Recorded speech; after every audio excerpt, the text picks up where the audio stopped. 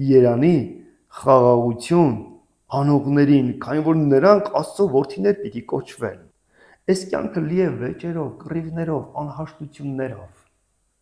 Իսկ Աստված նա խաղաղության Աստվածն է։ Աստված գործում է խաղաղության գործեր։ Ովքեր են Աստծո որդիները, ովքեր որ նման են իրենց Տիրոջ, ովքեր նման են իրենց Հորը, եւ ինչ են անում,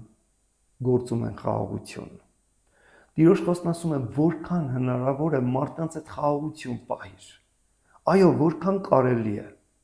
որքան հնարավոր է։ Եվ ոչ միայն մենք կարիք ունենք մարդկանց այդ խաղաղություն ունենալու, այլև ձգտում ունենանք մեր կողքինների, ուրիշ անձերի միջև կարողանանք խաղաղություն բերել նրանց հարաբերություններում, եթե նկատում ենք վեճ, կռիվ, պայքար, կարողանանք հաշտության բերել, եթե հնարավոր է դա, որովհետև Աստծո որդիներ կկոչվենք սա անելով։